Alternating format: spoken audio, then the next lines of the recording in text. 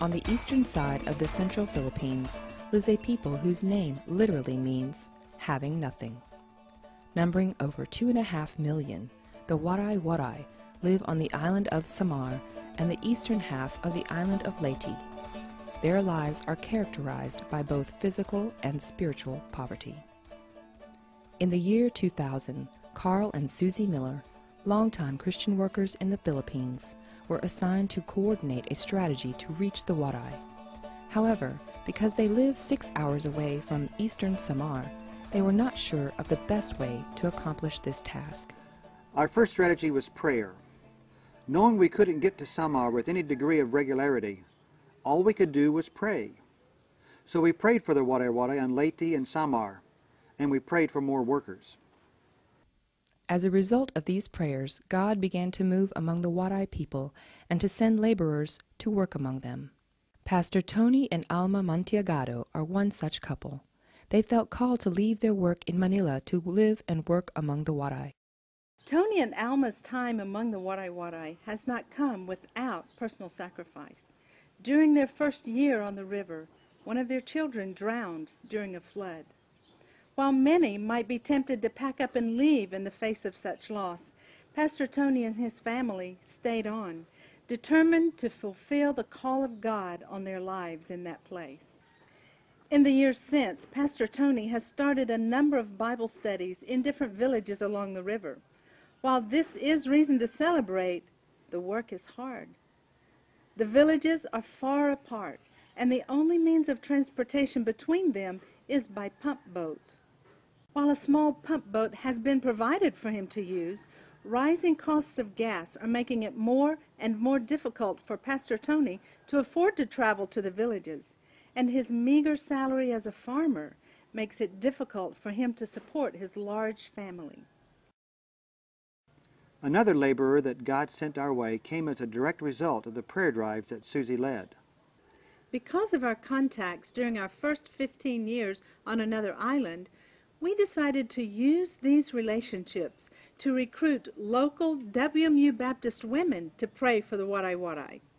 I was involved in prayer working because I have been active with the women's organization in Mindanao, and through the invitation of our missionaries, Suzie Miller, last 2005, I joined some of the women to attend the prayer walk here in Leyte and Samar. During that time, I feel the call already to go back here and minister to the Waray people, because I saw that there are no workers, there are nobody who share to them the gospel. I saw the need, especially for the children in the Waray-Waray group, because some of them could not go to school because of financially they are unable to send their children to school. So I decided that I have that feeling that I could teach children, because I have been ministering to children. I think I can teach them and draw them to Jesus Christ. I do have the burden to really respond in reaching the Waray, because we have known that the Waray people is less 2% evangelized, and there are many people who are in bondage. We decided to help together with the Calipayan Baptist Church, and I involved myself in training their members and their leaders. And the result of that is that we have evangelized some of the barangay, and we have planted one church here in Tacloban City, which is the Payapay Community Church. Silas and Lori are supported by their home church as well as the Mindanao Baptist Convention to work on Leyte and Samar. Recently, after planting a church in the city of Tacloban, they have sensed a call to move to eastern Samar and continued to work on the rivers, doing evangelism, follow-up, and training. God's laborers take many forms. In addition to these local partners, one of the most effective groups have been the Nehemiah teams, a project of another missionary, to involve the younger generation in reaching the unreached and the hard-to-reach areas of the Philippines.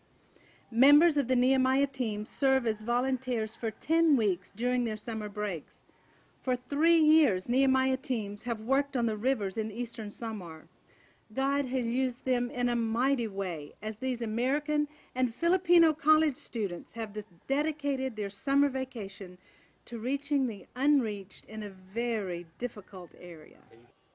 We're Phil and Helene Hamline. We're working here in Dolores in East Samar, Philippines. We have to be away from our main assignment in Jeju, South Korea, due to a requirement of a tax treaty between the United States and Korea. We have to be out of country for 6 months. So we're able to fulfill a short-term assignment here in the Philippines. And it's in order to help one of our local missionaries accomplish a task that he was manpower short on, and we were able to fill in a gap. I'm doing what we would call follow-up discipleship. Well, this is a meeting hall before they built the barangay hall. So this was the original meeting place for the village. This may be the place, the beginning of a new church in this village, we hope. As God sends laborers and more prayers continue for the Waray-Waray, we are seeing an unprecedented openness and a hunger for the gospel. Paul wrote, "How can they believe without hearing about him? And how can they hear without a preacher? And how can they preach unless they are sent?" As the Waray-Waray hear the gospel of Christ, they are responding, but there is much work to be done. How does God want to use you in bringing the good news to the people who have nothing?